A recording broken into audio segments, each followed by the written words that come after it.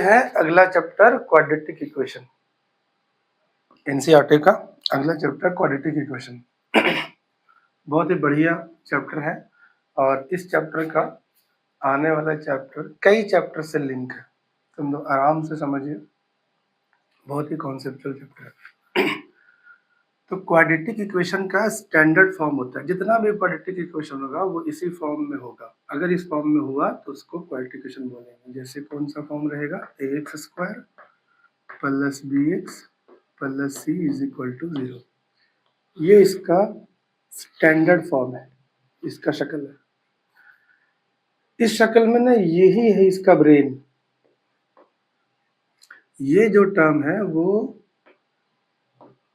Must be present, इसके बगैर ये इक्वेशन क्वाड्रेटिक नहीं कहलाएगा। अगर मान लीजिए ये टर्म x वाला ना हो तो क्वाड्रेटिक कहला जाएगा, c वाला ना हो तब भी कहला जाएगा, ये दोनों टर्म ना हो तो भी क्वाड्रेटिक कहला जाएगा। अगर यही टर्म ना हो तो फिर क्वाड्रेटिक नहीं कहलाएगा। ठीक है, जैसे अगर हमसे कोई पूछे कि बताइए 4x प्लस 6 क्वाड्रेटिक है कि नहीं, तो बोलेंगे नहीं। 6 क्वाड्रेटिक है कि नहीं, तो बोलेंगे नहीं। अगर हमसे केवल पूछ दे 2x स्क्वायर क्वाड्रेटिक है कि नहीं, तो बोलेंगे हाँ, क्योंकि स्क्वायर वाला टर्म का होना जरूरी है, बगैर स्क्वायर वाला टर्म का क्वाड्रेटिक नहीं कहलाएगा।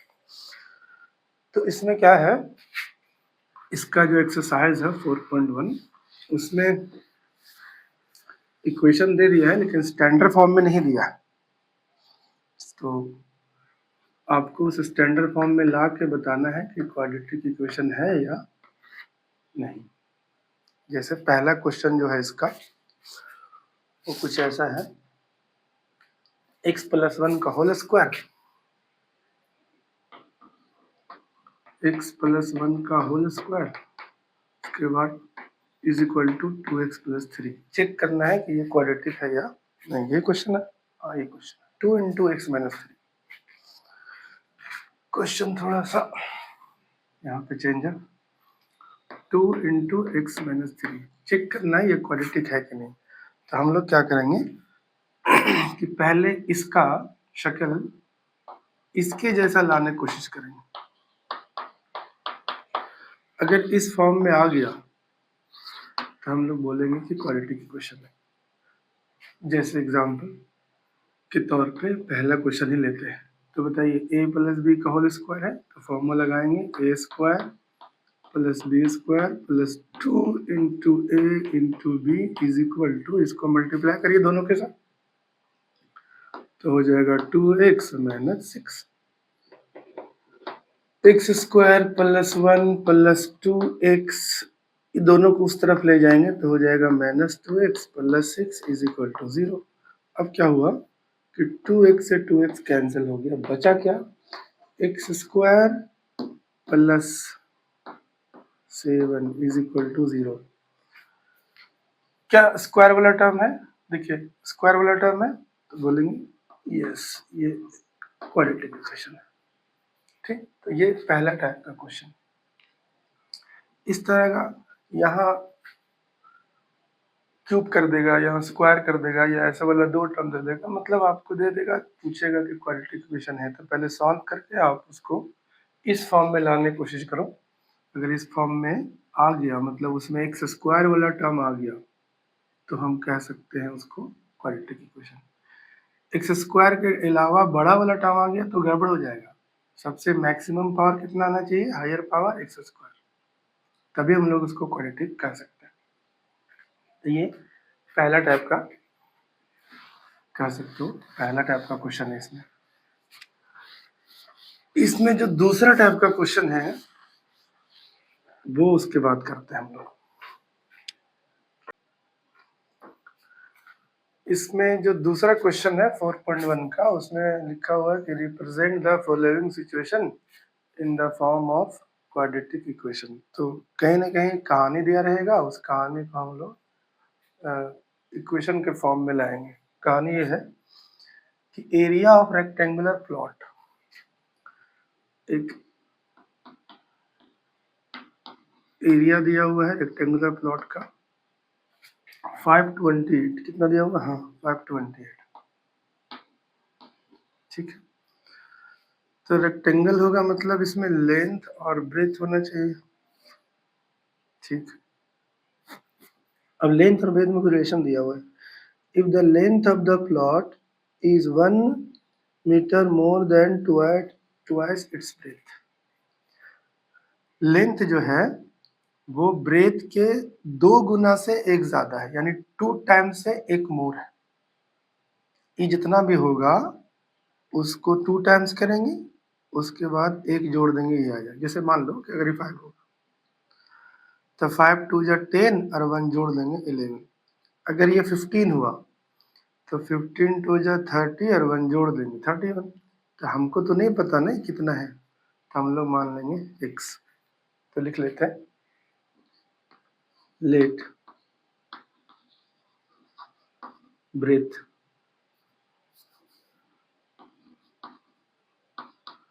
is equal to x meter, therefore length will be x का ट्वाइस प्लस 1 ऐड कर देंगे, ठीक है। ये अब आराम से तीनों को लिंक करते हैं। कैसे लिंक करेंगे, तो हम लोग जानते हैं कि area of rectangle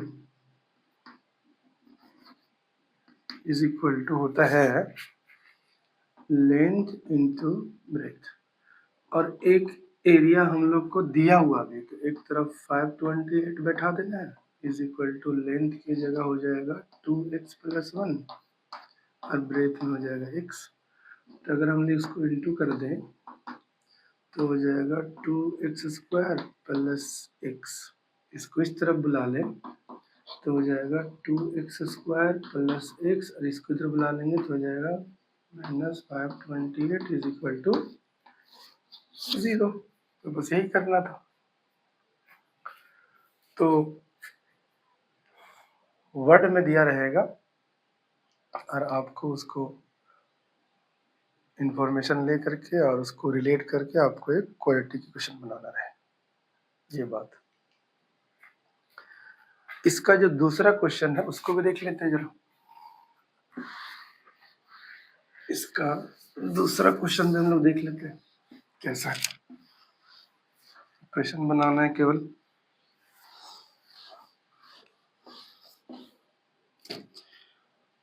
product of 2 consecutive positive integer is 36। इसमें बोलता है 2 का 2 में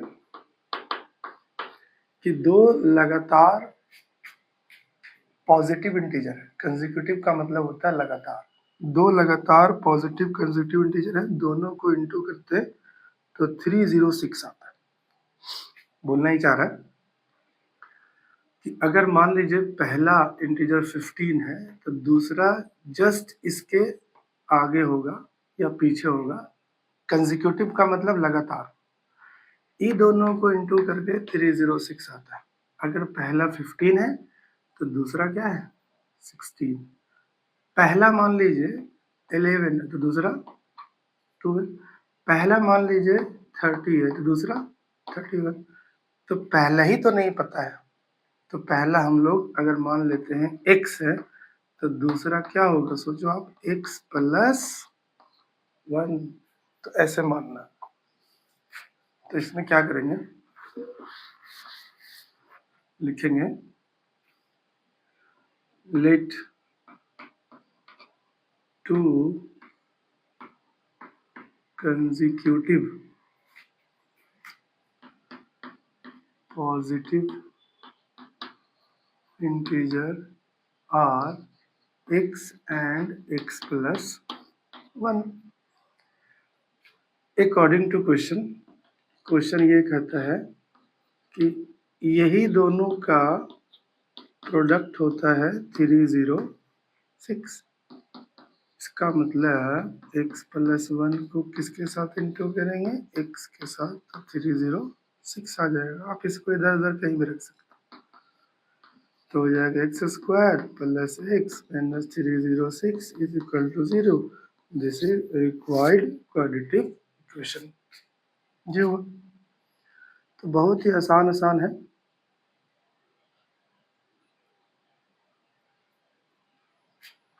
इसका तीसरा नंबर देख लेते हैं क्वेश्चन।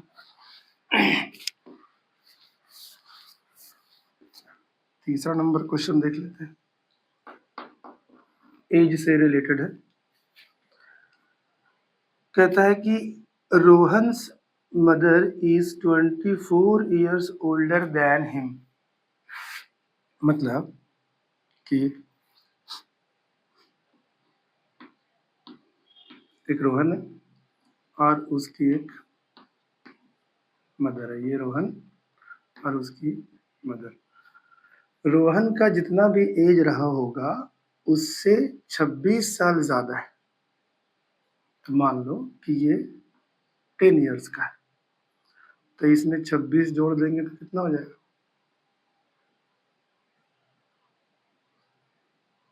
36। अगर मान लीजिए कि ये 20 इयर्स का है, तो अगर उसमें 26 जोड़ देंगे, बोला ना कि रोहन का जो भी एज है उससे कितना ज्यादा है, 26 ईयर्स। तो मान लिए थे शुरू शुरू 10 है, तो इसका कितना हो जाना चाहिए उसके हिसाब से 26 जोड़ देंगे तो मतलब 36। अगर मान लेते हैं इसका 26 तो मतलब 20 है, तो इसमें 26 जोड़ेंगे तो कितना हो जाएगा? 46। मतलब उसकी माँ का एज पता करने के लिए आपको रोहन का एज का जानना जरूरी है।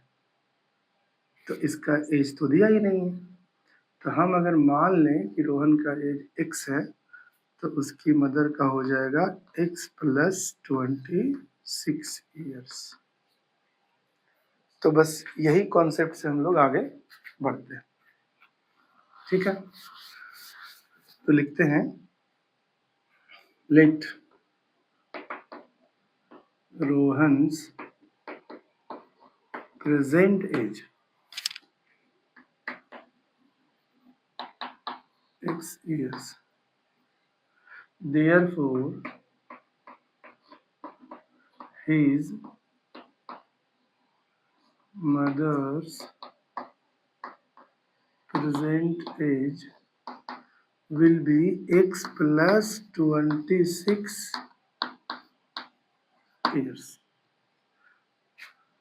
अब कुछ ना कुछ क्वेश्चन कहेगा, जैसा कहेगा वैसा हम लोग करेंगे। क्वेश्चन कहता है कि 3 इयर्स फ्रॉम नाउ वो दोनों का एज का प्रोडक्ट करेंगे तो 360 होता है। मतलब कितना साल बाद, आफ्टर कितना इयर्स, 3 इयर्स, 3 साल बाद के एज का प्रोडक्ट करेंगे तो कितना आता है? 360। ये हम नहीं कह रहे, ये क्वेश्चन कह रहा है कि अभी जो एज है उसमें 3 साल दोनों में जोड़ दीजिए, अब उसको इंटू करिएगा तो कितना आएगा? 360। ठीक, यही है। हाँ यही। तो अब सोचो सर कि अभी रोहन का प्रेजेंट एज कितना है? x है। तो 3 साल बाद 3 साल बड़ा हो जाएगा। जब वो बड़ा होगा तो उसकी मम्मी तो नहीं ना बैठी रहेगी, वो भी तो बड़ी होगी। कितना? तो x प्लस 26 तो अभी है, 3 साल और बढ़ जाएगी, इज इक्वल टू दोनों को इंटू करते हैं तो कितना आता है? 360। मतलब x प्लस 3 और हो जाएगा x प्लस 29 360 के बराबर। बस अब इसको इंटू कर देना है, x को दोनों के साथ यानी x प्लस 29 के साथ, फिर 3 को x प्लस 29 के साथ, उसके बाद 360।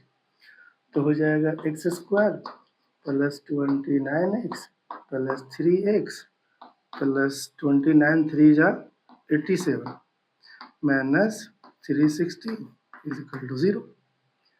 तो अगर हम एक्स स्क्वायर ले इसको 29 और 3 करेंगे तो 32x हो जाएगा। 360 में इसको घटाते 10 में से 7 गया तो 3 बचा, उसके बाद 15 में से 8 गया तो 7 बचा, यहाँ पे आपका 2 बच जाएगा। इस तरह से कुछ बचेगा। अगर सही घटाए यहाँ तो वही होगा 10 में से, ठीक है, 3 बचा, फिर हो गया 5, 15 में से 8 गया 7, इसको ठीक। तो ये हो गया आपका क्वाड्रेटिक। तो बहुत बढ़िया,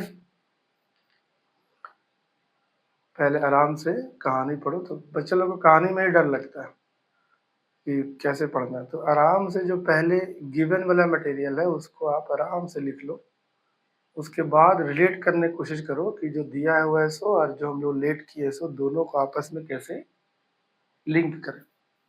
ठीक है, तो ठीक है, इसका हम लोग नेक्स्ट क्वेश्चन देख लेते हैं। एक क्वेश्चन और है इसमें बचा हुआ, इसको भी देख ही लेते हैं। व्हाट प्रॉब्लम,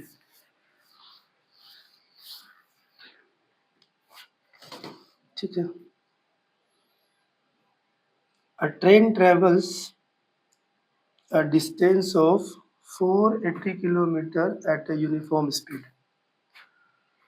क्वेश्चन नंबर 2 का 4 कह रहा है कि एक ट्रेन है जो एक यूनिफॉर्म स्पीड से 480 किलोमीटर का डिस्टेंस ट्रेवल करता है।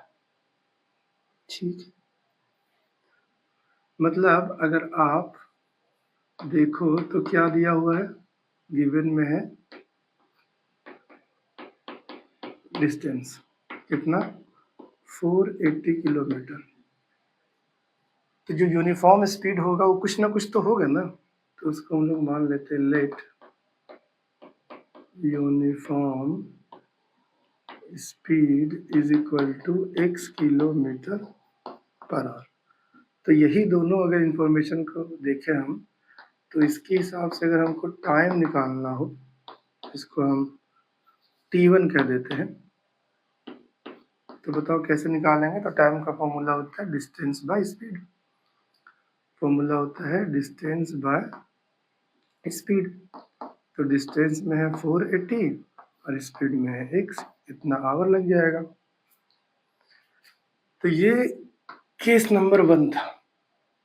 नाउ अब केस नंबर 2 कहता है कि अगर speed has been 8 kilometre per hour less, अगर जो स्पीड है वो x ना हो करके, जो हम x लिए थे वो x ना हो करके 8 किलोमीटर पर आवर कम होता, इसका मतलब न्यू स्पीड जो है वो x minus 8 kilometre per our. Distance तो ऑब्वियस है कि वही है 480 किलोमीटर। तो बताओ अगर हम ये दोनों इंफॉर्मेशन के हिसाब से टाइम निकालें तो फॉर्मूला होता है डिस्टेंस बाय स्पीड। तो डिस्टेंस में तो 480 रहेगा, इस बार स्पीड का हो जाएगा x माइनस 8r। ठीक है, अब ये क्वेश्चन कहता है कि इन दोनों में जो टाइम लगा उसका गैप कितना है, उसका गैप है 3 आवर। ये दोनों के टाइम का गैप कितना है, 3 आवर अकॉर्डिंग टू क्वेश्चन। तो अब सोचो कि अब मेरे पास 2 टाइम है, 3 घंटा का गैप है यहाँ, और यहाँ वाला जो टाइम है उसमें 3 घंटे का गैप है। तो जरा सोचो कि जब टाइम ज्यादा कहाँ वाला होगा, तो जिसका डिनोमिनेटर बड़ा होता है वो पूरा वैल्यू को छोटा कर देता है। न्यूमरेटर तो आपका 480 है, यहाँ जो भी होगा उससे 8 यहाँ कम होगा। जब डिनोमिनेटर कम होगा तो ये जो पूरा वैल्यू है वो ज्यादा होगा। और ऐसे भी समझ सकते हो कि अगर स्पीड कम किया है तो ऑब्वियस है कि टाइम ज्यादा लगेगा। ठीक है, तो अगर टाइम ज्यादा लगेगा इसका मतलब यहाँ वाला टाइम में से यहाँ वाला टाइम घटाएंगे तो कितना आना चाहिए, 3 आवर। मतलब T2 माइनस T1 करेंगे तो कितना आना चाहिए, 3 आवर। तो T2 मतलब हो गया 480 x minus 8 minus 480 x is equal to 3 hour. अब क्या करना है कि इसको कर देना है सॉल्व।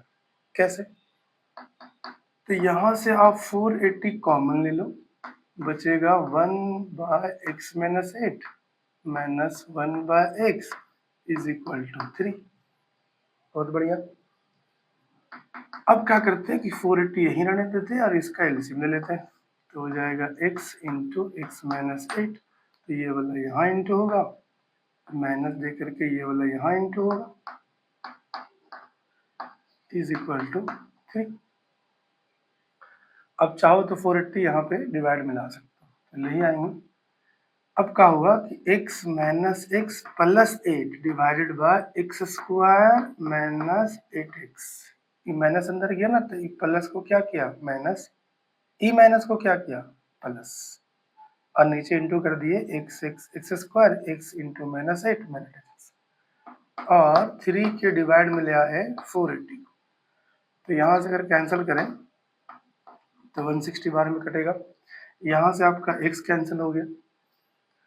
तो अब रहा क्रॉस मल्टीप्लीकेशन, तो इसको अगर 1 से इंटू करें तो रहे तो वही जाएगा ना, एक्स स्क्वायर 8x, और इसको करेंगे तो 1280 आएगा। इसका मतलब ये हुआ कि एक्स स्क्वायर माइनस 8x और minus 1280 is equal to 0। This is your quadratic equation. ठीक है, तो ये आपका एक्सरसाइज 4.1 और क्वाड्रेटिक इक्वेशन का कॉन्सेप्ट रहा। अब हम लोग 4.2 देखेंगे अगली वीडियो में।